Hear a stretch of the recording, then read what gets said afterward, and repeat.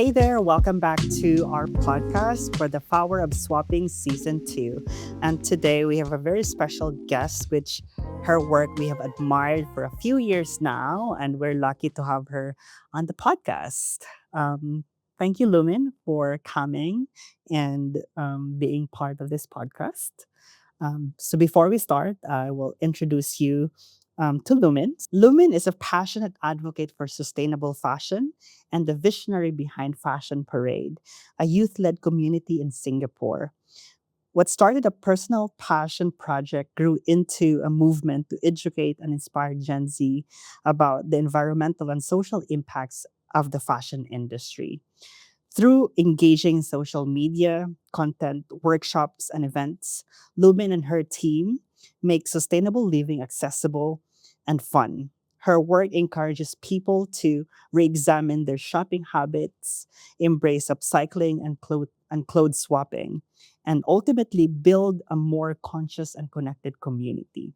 Lumin and Fashion Parade receive an honorary mention in the 2022 Eco/Ver Sustainable Fashion Competition, recognizing their significant contribution to sustainable fashion.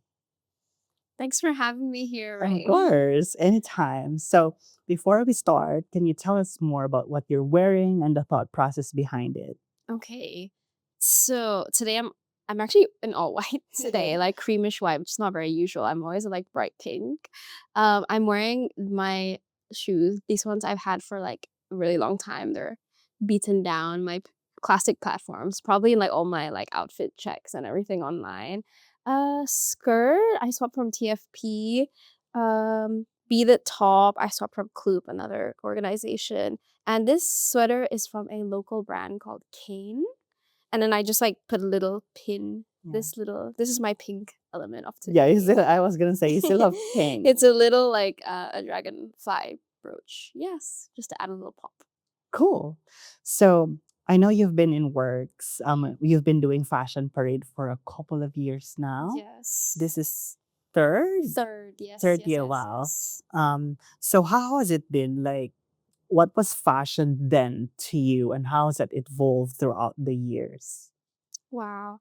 I think starting Fashion Parade also allowed me to express what my passion and vision and how I wanted to also contribute to the local fashion industry. And slowly I've started finding my voice, and not just physically in the way I dress and my style, but also where I stand and how I can contribute and help. In terms of how fashion was, growing up, I feel a lot more, I guess, liberated now in my understanding and Hmm. like more proud. I feel like growing up, I was always very consumed by like a pressure and like the instant gratification of like looking good, feeling good.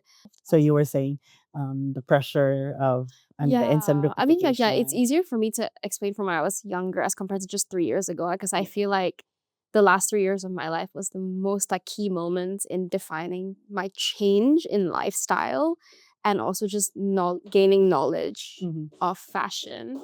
The stark difference between my perspective is probably stemming from like many years ago, probably like teenage years. So, going back to your early years of how you found fashion, how is it different from then to now?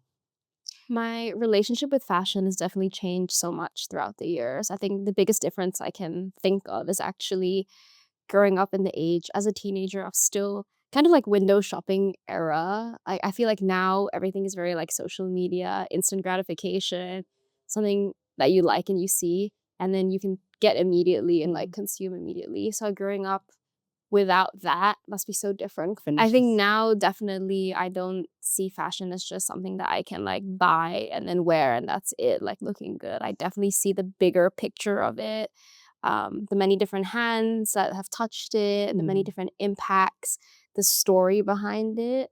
And I think being more aware and educated about this space has really led towards that awakening. Yeah. So, how do you feel then from then that you weren't really aware behind the scene of what's happening in the Mhm. fashion industry? What was that process like of like, oh my Right. God, this is Like that moment of yeah, change. correct. Honestly, I would say it's more than just one, like, touch point where I was like, "Oh my god," completely 306 sorry, not 360 because that would be one circle back, but 180 change. I would say it was a process. I think Mhm. slowly from, like, seeing things online because we never really get to see the impact in person. So a lot of my actually primary resource is like photos and videos online.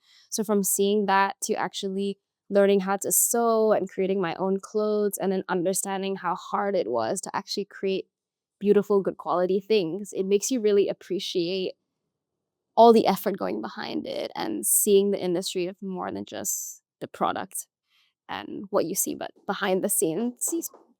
Is there a specific moment where you can really feel that is in your core memory of like really seeing the big disconnect between what fashion was saying Mm. versus what it does? Yeah. Yes, actually, yeah, well, the biggest moment for me was actually when I was around, like, 13, 14 years old, which is, like, 10 years ago, a decade ago, when I watched this documentary called River Blue by Mark Angelo. It's actually about how our oceans and waterways are, like, completely ruined Mhm. because of the fashion industry, and to me, that was really shocking because usually when you think of pollution, you would just picture, like, plastic overflowing in rivers, but this time it was showing more than just plastic, but it was actually, like, dye, chemicals, and it just opened my eyes to the fact that we didn't just, you know, ruin these waterways and these ecosystem and marine life and the environment, but it also affects people, and I feel like I grew up being very compassionate about people and, people travel through water, they shower, they cook, they drink, and eat through these waterways. So it was really like, oh my gosh, like our clothes are hurting not just the environment, but people. And that was very shocking to me, very eye-opening. Yeah. What then happened after that? Ooh, I just Because you were I feel 13. very I felt very disconnected. And it was a long process of like being confident in my choice, kind of like acting based on your beliefs and values, right? Mhm. Sometimes you believe one thing, but you still Yeah. act a different way. So I was kind of struggling to do that, like growing, my body was growing, like I was going through like puberty, like teenage song, wanting to express myself in so many different ways. And at that time, I felt like there wasn't actually an alternative that I could look up Mhm. to or even anyone influential that supported that as well, like no one was really talking about it 10 years ago, Yeah. and there was like not many accessible thrift spots even. And yeah, no one was talking about it on mainstream media, especially. Is it why you've started Fashion Parade to have that kind of space, Yeah. that's kind of safe space for you to talk Mhm. about this topic?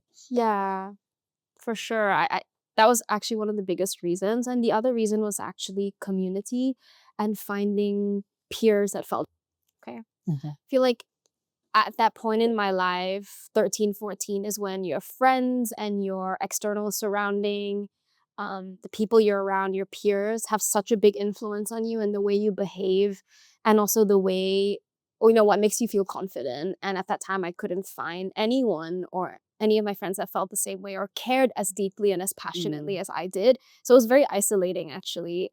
Um, and yeah, starting Fashion Parade really allowed me to meet and connect with people online, that have the same values and passion. But not just that, I think we are all also very like fun and creative. And that was something that I value a lot about fashion. The the ability to express and still have fun and dress up, Mhm. We're not just um kind of focusing on the negative sides, but like how can we make it more fun for everyone Mhm. too. Mhm. I love that. So having that kind of realization that, the creative side of fashion is something also that you guys value, Mm. but at the same time, the current situation of fashion also kind of hinders that expressing the creativity. How do you feel that unluckily you are in that generation where you have to consider your Mm. choices because there are implications? Right. Actually, like I want to kind of like turn it back around and say that I don't necessarily think that being sustainable has that too much of that limitation. I do feel it actually allows you to find yourself more. That's literally what happened to me. I feel like I was always so like stuck with like dressing or following specific trends that was what people told me looked good and what I Mm. should wear. And that whole journey of changing the way I look at clothes, choosing who to support, what to buy, has helped me feel more creative. Like, I mean, like, just, like, restyling, rewearing in itself is so creative, and, like, upcycling is just way more creative and more fun, I would say. And I think a lot of, you'd find that a lot of, like, fashionable people, they actually, like, thrift because they can express themselves way more than buying what they see in store right now. Mhm. Right. So I guess the lucky side of it is now you have alternative Yeah. versus to 10 years when you had that awakening of I I also feel like it's being patient and open-minded to these alternatives Mhm. and being curious enough to explore and expand. Right. Yeah, that allowed me to reach, this like liberation and like happiness and acceptance rather than limited. Right. Do you feel that there's a thin line of self-expression versus over-consuming? That's a tricky one. I do feel like you can still overconsume secondhand clothes, firsthand clothes, and I feel like whoever that transitions from like over consuming fast fashion to starting to look at alternative will go through that, Mm, right? It's it's a process. it's a process, yeah, it's a journey, and I definitely went through that, especially when I first like came to TFP. Like so many things, and I was just like, I want everything, and I Mhm. want to like swap everything, and to the point where now I'm like, I only like swap what I need, and yeah, it's definitely a journey. Um, yeah, I feel like as you progress in your like reflection and knowledge of what sustainable fashion means to you, what like circular consumption means to you, and what that adds to your daily Mhm. life, you will find that awakening. Right. Okay, so having gained those perspective Mhm. and knowing what you know now, the experiences that you have, how would you define your current relationship with fashion? Mm. I feel like I wanna say it's kind of, like, just everywhere and everything, and, like, All it's at just once. always because it's my passion, but it's also what I do day to day for, like, work, so it's just, Mm. like, everything. I see it, like, embedded in my lifestyle, and, like, it's the first thing that I notice about people, Mm. and then conversation starters, it's how I make friends. Like, fashion is literally how I make friends, it's how I feel connected to so many different communities as well. So it's really interesting how it just used to be something that I put on my body, but now it's, like, everything that I do, like yeah. So that's really interesting. I also feel that I used to see fashion as just a way to express myself, like, Physically? physically, but now it's also, like, my values, like, and I also see that through people when I meet them. I can tell a lot about them and what they care about through the way that they consume and what excites them and who they support, yeah. Yeah, it seems like so exciting. Like fashion transcends the superficiality of it, but it's Mhm. also really a connection. And Mhm. yeah, it's more than that. Very Yeah. emotional. And I feel like now more than ever, fashion is becoming such a big part of everyone's lives. Like, even though people are like, oh, I'm not fashionable, I don't dress up, but we see fashion, we see clothes all the time, like all the celebrities and influencers dressing up. And it's just become such a big, big, big thing and Mm. such an, yeah, like a creative outlet for everyone to express themselves through. Do you think though that we hyper glamorize fashion for what it is? Or is it because there's all really a powerful tool that fashion holds? That's why everyone, maybe not everyone, but most of us are drawn to it. Mm. I feel like, I mean, if I'm just like simply breaking it down from what I said, like, I mean, we all have our bodies and like just putting stuff on it. I mean, because fashion is also like your hair color, like tattoos, like piercings, earrings, accessories, clothes. It's it's what allows people to like externally like change and add stuff on and look different. And it creates communities as well. I think like, it brings people together. So I think it's definitely something that has such a strong, powerful, um, like, attraction to it. People can talk about fashion or, like, like people in this part of this world can talk about fashion that we wouldn't be able to see if it wasn't for like social media or if it wasn't for like big global events. And I think it's become such a big like topic of conversation as well in the creative industry, but also I think now in the environmental industry as well. Okay, so having been swapping or buying secondhand for the last couple of years, when you open your wardrobe, what does it tell you? Ooh, I would say now I like memories. Like I think that's the first thing I can come up, like memories, and like I definitely see clothes and attach more meaning and value to them. Mhm. And also like I feel like excited as well. Knowing that if I don't feel resonated with that item anymore, I can always bring it back and swap it. Definitely more organized because Mhm. I feel like when you aimlessly consume, you put less value and less. Mad that you're having the Yeah, yeah. key So you have moments. like less, yeah, when you aimlessly consume, which I feel like that's the process I was going through back when I was a teenager, just buying things because I liked it. Maybe not even having an occasion to wear it, to where I am now. I feel like, especially if you're buying like really cheap items, you tend to just like toss it to the side. Now, when I do like thrift and swap, or when I do support like independent brands, where things that could be potentially more expensive or something that I've like hunted and waited for a really long time, like a treasure gem, which is usually the case when you find secondhand items, you tend to just I treat it a lot better.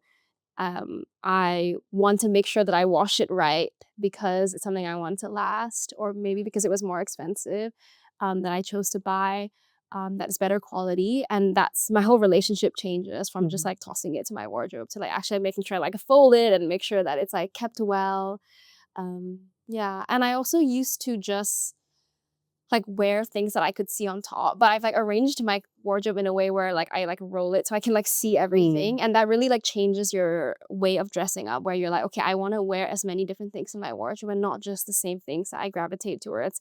But it was a very kind of intentional change, like physically in the wardrobe. I had to like go around and like make sure I can see everything. Yeah. So having that thoughtful process, have you had any memorable moments where you had worn this piece or like swap a piece that has really stood out? Mm. I mean, my favorite thing that I always wear is this like fashion pulpit pink like jumpsuit. Oh, I yeah. feel like I wear it like every event. I'm pretty sure like all the TFB events I'm wearing it. So it's memorable. It's like my favorite thing, and I found it here. I also think a lot of my memorable pieces that I own are actually things that let's say like I've seen it online, something online that I really like because I've been like influenced, but Mhm. then I will wait and like try to find an alternative. And a lot of times it can take months. Like an example is just like a long denim skirt. It's not easy to find like secondhand, especially one that like fits or has the right cut. So I literally waited for almost like 6 months to find it. And then when I did find it out, I like treasure it because I was like, I've been looking for you for 6 months. Yeah. Is it easy for you to repress that, Mm, coming from an era of like instant right. gratification, like accessibility and efficiency? Yeah, For six actually, months, it's like yeah. ages. But then again, like I don't actually need it. And like that is the thought process I have. Because if I really needed it, I wouldn't wait for 6 months. So it's like a nice to have Mm. like style aesthetic thing. It's not something that I really need. And I've like come to terms with that. Like I also have this thing if like a lot of people will send me a photo and be like, "Oh, do you like this in the thrift store?" Or like if they're like swapping here, they'll be like, "Do you want this? Like, do you want me to swap it out for you?" And I'll be like, wait, I need to like try it on though." Mm. And if it's still there, then it will belong to me. Like I believe it. But if someone swaps it out, then it's like meant for them. Like I have this like thing now where yeah, that's what I believe. Like I don't need to like chope and reserve like everything that I see. Mm. Especially like the TFB stories that you guys post with like the sizes. If I see something I like, I will like remember it. And then if I come back in the store and it's still there, then it's meant for me. But if it's gone, then it's gone. You don't hold so Yeah, much. I feel like I'm a lot, but what I do hold on to actually is the things that I own. I feel a lot more responsible for it, and I feel a lot more like I'm very sentimental with the things that Mm. I already own. So it's very tough for me to like give it up, and I've been trying to practice it more. Mhm. But I feel very responsible for not just like clothing things that I own, but just day to day. Mhm. Yeah, and like that. and the implications it has once I let go of it as well. Because I feel like nowadays it's so easy to just like donate and be like, oh, it's gone. Like, Mm. I can consume a bunch and then donate it, and it's like no longer my responsibility. But I understand that someone else bears that responsibility and like bears the sorting, bears the recycling, bears the reselling, and it's resources, it's effort. Yeah, Yeah. yeah. L- Going back to your point of process, Mhm. where it would take some time for you to be fully embracing a new kind of lifestyle. So if we have that, so do you think, where is the importance of our work that comes in, of like trying Mm. to accelerate the whole transition, Right. when we are like acknowledging that it is a process and it's very individual, like, so do you think we Mm. can just like not do our thing, because anyway at some point they will arrive to um That person's life. yes. I don't know really. I don't believe that people will magically change. I think it's always through like an input of some sort, an influence. Cause I mean, I see it now, like why I'm the way I am versus like a friend that I've grown up with that has the Mhm. same circumstance and background as me doesn't feel the same way I do is because of that input. Or maybe it could be like a photo or a video or a documentary or even like a quote or a saying or even having someone inspirational in their life that has shown them that like it can be done and you can still have fun, etc. Yeah, I feel that's the way. Right. Yeah. I love that. And what has been your fashion proudest moment? Proudest moment. Fashion proudest moment. um, I don't know. I mean, I do not really like proudest moment, but maybe like proudest, long strand of moments Mm. is I would say I've been very lucky. Like at when I was young, instead of like my parents forcing me to do like tutoring or like math tutoring stuff, they actually allowed me to learn how to sew. So I've been sewing from a very young age. And I'm proud that I started young and that I can now teach people and actually empower them with skills to repair and mend. And I think that's what makes me proud. So it's not necessarily what I wear, but it's like what Yeah, I I give love that. back. Yeah. Oh, that's so cool. Props to your parents. I know. Yeah. Really lucky. And I still have my sewing machine. It is like a bit yellow tinted, it's like used to be white and now it's like yellow because of the age. I got it when I was 11. Oh my God. Yeah. Wow. Yeah, so I started, like, dabbling on the sewing machine since I was 11, and I still use the same one today. Yeah, haven't changed. I feel very sentimental and connected. You're never gonna let go of that Never, machine. yes. Yeah. Cool. Okay, so down to my last question. What are you hopeful in the future? What am I hopeful for? Yeah. Um, I think I'm seeing more connection Mhm. and more awareness of global issues, especially in fashion, and I think that's what makes me hopeful because I feel previously, we were also disconnected. Like, I'm guessing like every country and every person was just like taking care of themselves and like, oh, like what I wear only affects XYZ. But now people are starting to understand and are learning about how you buying this thing. It's actually not just from one country, but it affects like multiple countries, multiple ecosystems. Mhm. And I hope that that allows people to change their perspectives and the way they consume. I'm also hoping for more, I guess, like innovation and creativity in the industry. Think we're still quite far off from that, especially in like Singapore, I would say, in terms of young talent being able to like thrive and Mhm. sustain in this economy and industry. I'm hoping to see a bigger change in that because there are a lot of talented people. Mhm. Yeah, I also hope to see more jobs and opportunities being created in sustainable and circular fashion. Yeah. 100% agree. More opportunities for Yeah. everyone. Yeah. Cool. So thank you so much, Lumen, for your time and sharing those perspectives and Yeah. stories with us. So for anyone who have seen this podcast or listened to this podcast, where can they connect with you? Connect with me on Fashion Parade SG on Instagram and also like by Lumin on Instagram. Thank you so much. Thank